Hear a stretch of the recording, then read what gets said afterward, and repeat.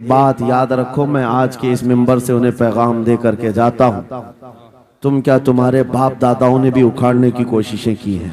क्या बात है। और सिर्फ ये एक खित्ता नहीं है, एक खित्ता नहीं है, इन कीड़ों की तो कोई हैसियत नहीं। इनका बाप इजराइल मिलकर गज्जा को कुछ नहीं कर सका।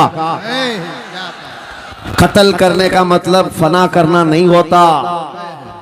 इजराइल जैसी जालिम ताकत जिसके पास सुपर पावर ताकतें, पेट्रोट मिसाइल भी हैं, दादा अमेरिका साथ में खड़ा हुआ है, यूरोपीय यूनियन साथ में खड़ी है, और निहत्ते कंकरियां लेकर खड़े होने वाले बच्चों का मुकाबला कर रहे हैं। और एक दो नहीं, 10,000 से ज्यादा कत्ल भी कर डाले, बच्चों को मार भी दिया, लेकिन पेट नहीं भरा, डर खत्म ही नहीं हुआ। वो डर अभी भी खत्म नहीं हुआ।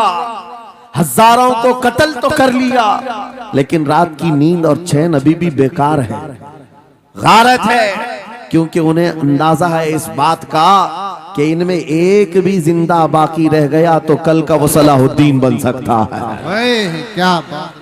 तारीख दोहराई जा सकती है। तुम्हारे इलाकों को उखाड़ फेंकने और इसको बेघर करने की एक ही साजिश होती है कि ये गुलामाने उम्मते मुहम्मदिया में रसूल पाक सल्लल्लाहु ताला अलैहि वसल्लम की इस उम्मत में कोई शेर बेदार ना हो जाए, वरना कुत्तों की नींद हराम करके रख देगा। क्या बात है। मेरे अजीजों, अपनी वैल्यू समझो, अपनी हैसियत समझो। वस्सलातु वस्सलामु अला रसूलिही सय्यिदिल इंसी वल जान व अला आलिही व अस्हाबिही ज़विल खैरि वल इहसान, अम्मा बअद। फ़अऊज़ु बिल्लाहि मिनश शैतानिर रजीम, बिस्मिल्लाहिर रहमानिर रहीम। क़ुल इन कुन्तुम तुहिब्बूनल्लाह फत्तबिऊनी युहब्बिबकुमुल्लाह व यग़फिर लकुम ज़ुनूबकुम वल्लाहु गफ़ूरुर रहीम। सदक़ल्लाहु मौलाना अज़ीम। बारगाह रिसालत मुआब सल्लल्लाहु तआला अलैहि वसल्लम में एक बार दुरूद पाक का हदिया पेश करें। अल्लाहुम्मा सल्लि अला सय्यिदिना व मौलाना मुहम्मद मअदनिल जूदि वल करम व आलिहि व अस्हाबिहिल किराम व इब्निहिल करीम व बारिक व सल्लिम सलातन दाइमतन सरमदन अबदा। आज हल्दवानी की तारीख में एक अजीम समा रूहानी मिशन की तरफ से कायम की हुई रूहानी मजलिस में ऐसा लगता है हवा का मौसम बता रहा है वो जुल्फ अपनी लहरा रहे हैं। क्या बात है भाई, सुभान अल्लाह। सवारी तैबा से चल पड़ी है, हुजूर तशरीफ ला रहे हैं। सुभान अल्लाह। वो आएंगे, आते होंगे, अभी आएंगे, वो आएंगे, आते होंगे, अभी आएंगे, यही सोच के हमने महफिल को सजा रखा है। अज़ीज़ान गिरामी वक़ार, मुहिब्बे गिरामी, फाजिल जामे अज़हर हज़रतुल अल्लामा मुफ्ती नईम अज़हरी साहब, हज़रत अल्लामा मुफ्ती शाहिद अज़हरी साहब और दीगर उलमाए ज़वील एहतराम जो यहाँ पर मौजूद हैं, मशकूर व ममनून हूँ इनकी इज्जतों का। मुफ्ती नईम साहब क़िबला ने जो कुछ भी मेरे मुतालिक तारुफ कराया, मैं हेच मदा उस लायक नहीं हूँ। अल्लाह मुझे उनके हुस्ने ज़न के मुताबिक बना दे। यकीनन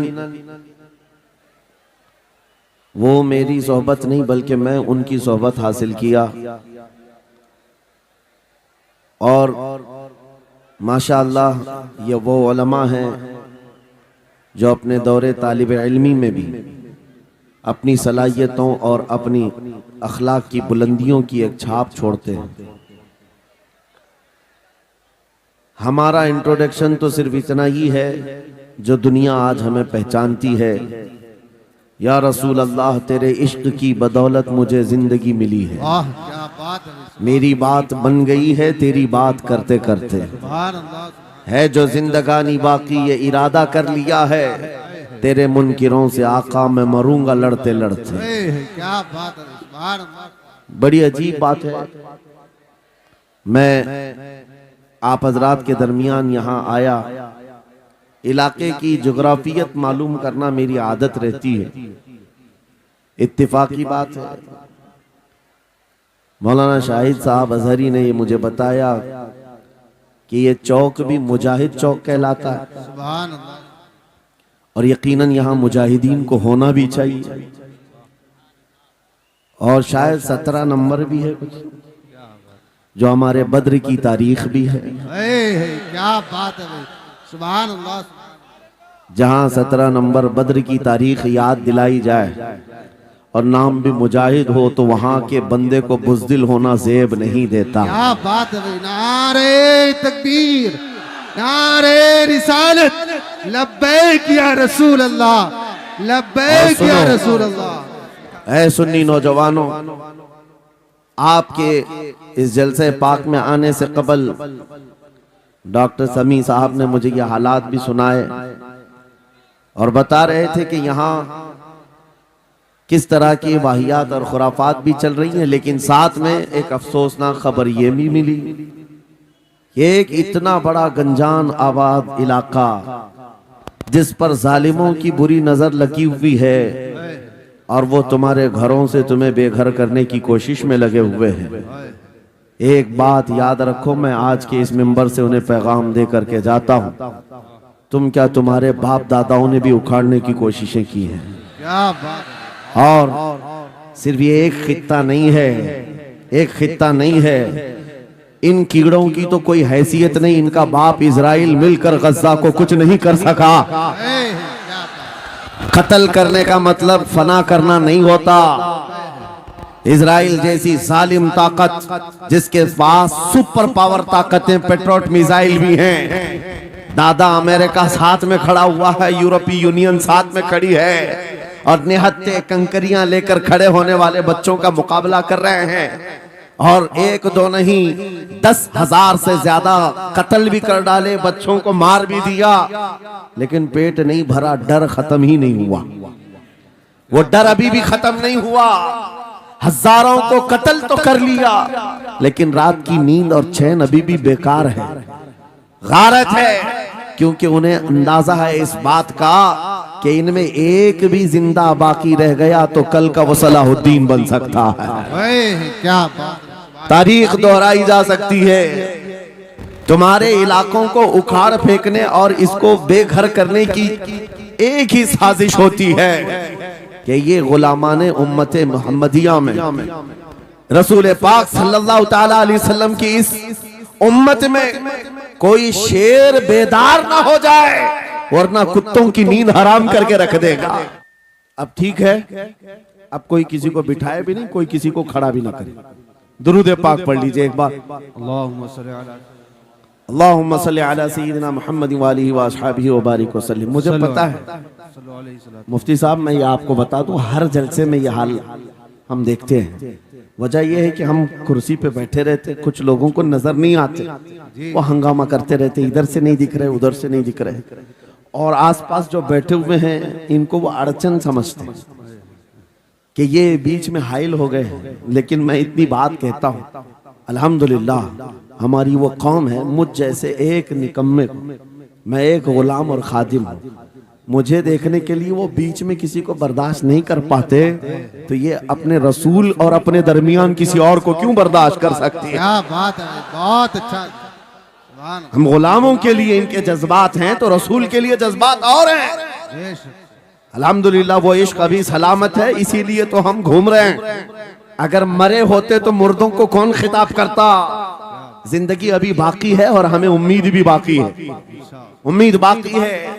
खुराफात आ गई है, मुझे पता है, गलत काम बहुत आ गए हमारे मोहल्ले में। मुझे सुबह से बताया गया बहुत सारे, ये एक मोहल्ले का अलमिया नहीं है, हम जहाँ जा रहे हैं शहरों के शहर नशे में तबाह हैं, बर्बाद हैं। लेकिन साथ में मुझे इस बात का यकीन है, हुजूर की ये उम्मत गुनहगार तो हो गई है लेकिन गद्दार नहीं है। क्या बात है, हुजूर की गद्दार नहीं है। आज भी अगर इनसे कह दो, चाहे वो किसी भी तरह का अमल रखता हो, हुजूर की इज्जत की बात आई तो अपनी गर्दन लेकर हाजिर होने को तैयार सुभान अल्लाह। है या नहीं मेरी इस बात पर? सुनो, खालिद बिन वलीद जब किले का मुहासरा कर चुके हैं, ईसाई पादरी ने अपने सारे साथियों से कहा, हम इनको 3 दिन का टाइम देते हैं कि हम इनको सुलह करने की बात करेंगे, लेकिन मेरी एक शर्त होगी, या अपने नौजवान साथियों को लेकर बाजार से गुजरते हुए आ जाए, अगर सही सलामत इनके सारे फौजी आ गए हम किले की चाबियां दे देंगे। सारे ईसाइयों ने पूछा, क्या करना क्या चाहते हो? उस पादरी ने कहा, मुल्क की मशहूर खूबसूरत लड़कियों को और जरो जवाहरात को मैं रास्ते पर बिछा दूंगा, नंगी लड़कियों को खड़ा कर रखूंगा, जब खालिद बिन वलीद की फौज यहाँ से गुजरेगी, नौजवान है, नफ्स भड़कता है, और इस तरह से एक नौजवान को खरीदने के लिए 2 ही चीजें होती हैं, एक औरत है, दूसरी दौलत है, और नौजवान इसमें फिसल जाता है। मैं जानता हूं कि जब ये दोनों चीजें सजा कर रख दी जाएं, खालिद बिन वलीद के ये लश्करी टूट पड़ेंगे औरतों पर और दौलत पर, हम आसानी से इन पर काबिज हो जाएंगे। सबने वाह वाह किया, तालियां बजाई, और पादरी आकर खालिद बिन वलीद से कहता है, हम आपसे लड़ना नहीं चाहते, हम आपसे मुकाबला नहीं करना चाहते, आप 3 दिन के बाद अपने लश्करियों को लेकर इस बाजार से गुजरते हुए आ जाइए, सही सलामत अगर आप पहुंच गए तो किले की चाबियां आपके हवाले कर दूंगा। तवज्जो, खालिद बिन वलीद ने कहा, मंजूर है, ये शर्त मैं इत्तेफाक करता हूं। वापस आया, अपने साथियों से कहा, जंग नहीं करनी है, लेकिन एक ही शर्त उन्होंने रखा है, 3 दिन के बाद इस बाजार से गुजर कर हमें जाना है, लेकिन कोई ना कोई हरबा तो होगा, कोई ना कोई साजिश तो होगी, हर चीज के लिए तैयार रहना।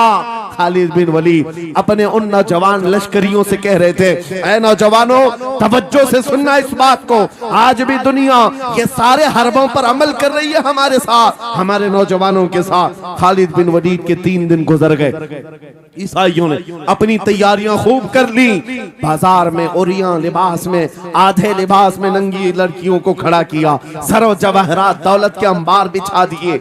जब खालिद बिन वलीद के सिपाही मैदान में गुजरते हुए उस बाजार में आते हैं, पहला कदम रखा था, नजरें पड़ गई, खालिद बिन वलीद रुक गए, पलट गए, अपने लश्करियों से कहा, वही आज मैं तुमसे कह रहा हूं, उन्होंने कहा था, ऐ नौजवानों, ऐ रसूलुल्लाह के शहदाइयों, तुम्हारी इम्तिहान का दिन है, आज तुम्हारे इम्तिहान का दिन है, अगर तुम्हारा कदम फिसल गया सुबह क़यामत तक तुम पर लानतों की फटकार होगी, और अगर जमा रहा सुबह क़यामत तक अल्लाह की रहमत के फूल बरसाए जाएंगे। नौजवानों ने पूछा, करना क्या है हमें, आज कौन से इम्तिहान में कामयाब होने का तरीका क्या है इस इम्तिहान में? खालिद बिन वलीद ने कहा, कुछ ना करना, बस अपने रसूल की सुन्नत पर अमल करना। कहा, हम तो करते हैं, यहाँ क्या करना है? खालिद बिन वलीद कहते हैं, मैंने मेरे मुस्तफा करीम को देखा है, जब रसूलुल्लाह मदीने के बाजार से गुजरते थे अपनी नजरें नीची करके जाते थे,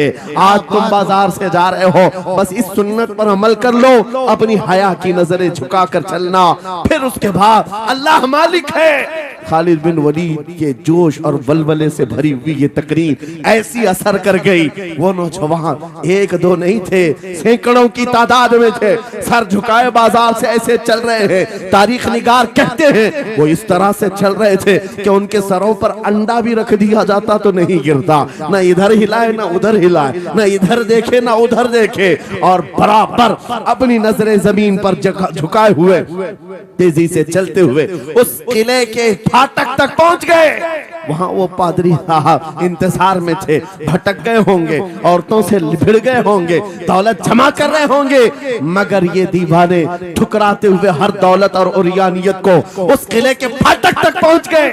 पादरी सामने आया, किले की चाबियां वादे के मुताबिक खालिद बिन वलीद की गोद में डाल दिया और कहा, एक बात बताओ ऐ खालिद, एक बात तो बताओ, ये जो तुमने जमात, ये जो तुमने लश्कर जमा किया है सिपाहियों का, ये इंसान है या फरिश्ते हैं? इनके दिल है या नहीं? इनकी ख्वाहिशात है या नहीं? इनके जिस्मों में नफ्स है या नहीं? हमने मुल्क की सबसे खूबसूरत तरीन औरतों को खड़ा कर दिया था, दौलत को बिछा दिया था, इनमें से एक भी उसकी उसकी तरफ तवज्जो नहीं किया। खालिद बिन वलीद मुस्कुराकर जो जवाब देते हैं वो हमारा ईमान होना चाहिए। क्या जवाब देते हैं? फरमाते नादान, ऐ ईसाई, उन आंखों को तू खरीदने की कोशिश कर रहा था जिन आंखों में पहले से जमाले मुस्तफा बसा हुआ। क्या बात है भाई, सुभान अल्लाह। अल्लाह अकबर। या रसूल।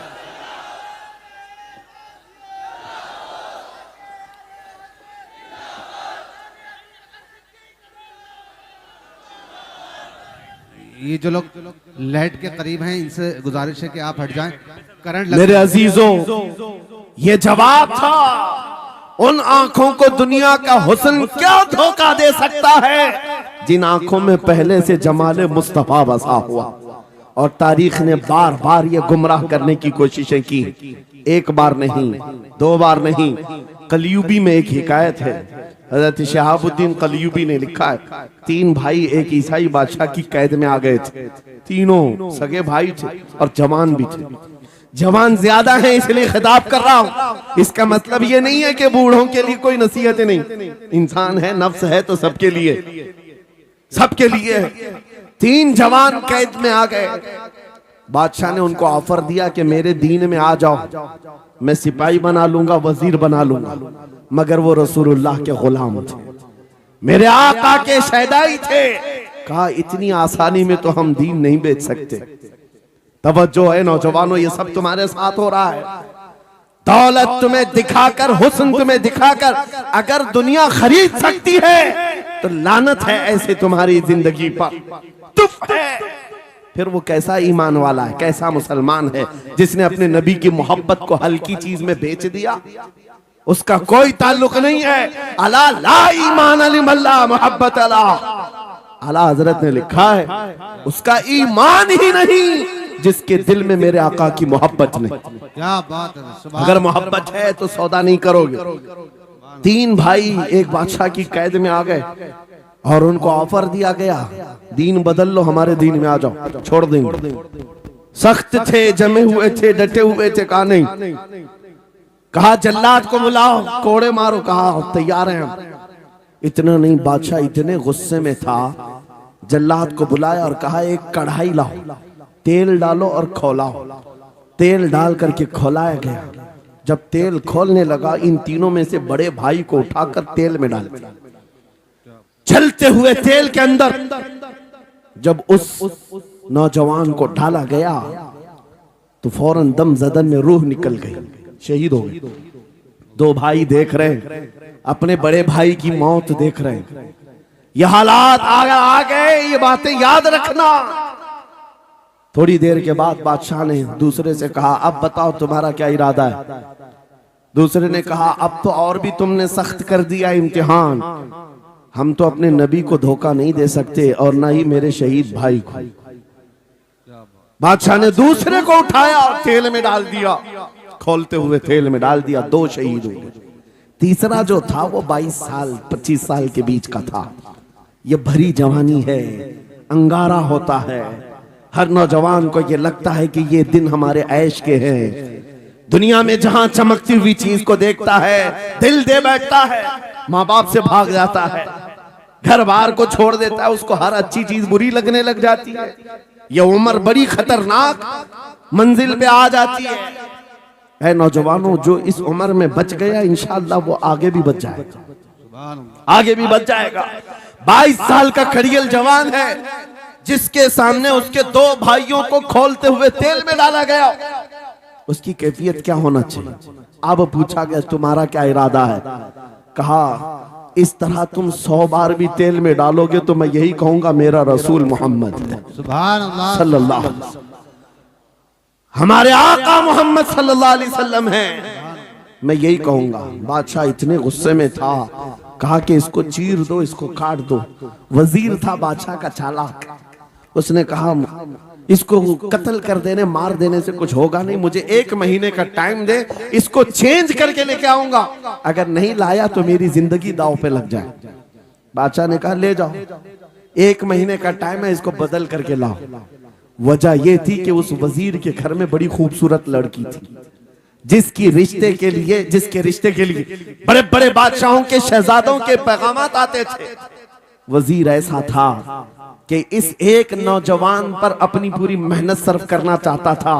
घर लाया, कमरे में रखा, अच्छी ग़िज़ाएं दी, कहा मैं तुझे मारना नहीं चाहता, कुछ नहीं, तू अपनी जिंदगी में मस्त रह। उस नौजवान ने कहा ठीक है। उसके बाद अपनी बेटी को लगा दिया, ए बेटी, तेरे पास तेरे बाप को बचाने के लिए एक ही काम है, इस जवान का दिल जीत करके ले आ, बादशाह से जो चाहे तुझे दिला दूंगा। उस लड़की ने कहा ये तो चुटकी का काम है मेरा। जिसके पास हुस्न होता है उसे ऐसा लगता है हर किसी को अपने दामे फरेब में फंसाएगी। इतना आसान नहीं है, हर कोई लट्टू नहीं होता। रात को जब ये लड़की आती, नौजवान मुसल्ला बिछाता, सजदे में चला जाता, और वो खड़ी रहती, बैठी रहती, खड़ी होती, बैठी होती, रात गुजर जाती, वो ओंग ओंग कर चले जाती। कितने दिन हो गए, रोजाना वो बात तक नहीं करता, सर तक नहीं उठाता, उसका सजदा लंबा ही होता चला जाए। जब वो चली जाए सजदे से उठ जाए। महीना गुजरने को आया, तंग आ गई, कहा उस जवान को, ए नौजवान, ए पत्थर दिल के लड़के, जरा उठकर एक बार मुझे देख तो ले। मेरे हुस्न को देखने के लिए बादशाहों के शहजादे बेचैन रहते हैं, बड़े बड़ी जगहों से मेरे निकाह के पैगामात आते हैं, मगर मेरे बाप की इज्जत की सलामती के लिए मैं तेरे साथ लगी हूं। क्या बात है, तुझे गुरूर कितना है, मुझे देखता क्यों नहीं? नौजवान ने सर उठाए बगैर कहा, बस तू अपने मकसद में कामयाब नहीं हो सकती, वापस चली जा, इसलिए कि इन आंखों में एक ही हुस्न बस रहा है, वो आमिना के लाल का हुस्न है। क्या बात है, नारे तकबीर। बस वो एक हुस्न बसा हुआ है और उस हुस्न को धोखा नहीं दिया जा सकता। सुभान अल्लाह। वो खातून के दिल में, उस लड़की के दिल में ऐसी हैबत तारी हो गई, ऐसी हैबत तारी हो गई, कपकपाने लग गई और खड़ी होकर कहने लगी, मैं दिल से गवाही देती हूँ कि तू भी सच्चा है, तेरा दीन भी सच्चा। सुभान अल्लाह, सुभान अल्लाह। उठ जा, मुझे आजाद कर इस तमाम वाहियात जिंदगी से, मैं तेरे साथ आने को तैयार हूँ, तेरे दीन में भी और तेरे निकाह में भी। नौजवान खड़ा हुआ, कहा कि ये ईमान लाई हुई। उस खातून ने कहा, मैं तेरी बेड़ियां खोलती हूँ, मैं यहाँ से जाने का रास्ता फराहम करती हूँ। दुनिया जिसको फंसाने के चक्कर में थी, अक्सर ये देखा गया है वो खुद अपनी गर्दन मुस्तफा के कदमों में देने को तैयार। क्या बात है। शर्त इतनी है कि मोहम्मद से वफा तूने, तो हम तेरे हैं, ये जहां चीज है क्या लौह कलम तेरे हैं। सुभान अल्लाह।